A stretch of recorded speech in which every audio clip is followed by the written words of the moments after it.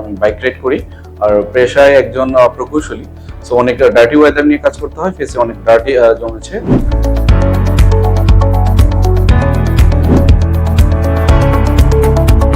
ভাবুন তো, আপনার ত্বকে জমে থাকা ধুলা, তেল ও ক্লান্তির ছাপ একেবারে রিসেট হয়ে গেল। আধুনিক এই ট্রিটমেন্ট ত্বকের গভীর থেকে ময়লা, অতিরিক্ত তেল এবং মৃতকোষ দূর করে ত্বককে করে তোলে আরো পরিষ্কার, মসৃণ এবং সতেজ।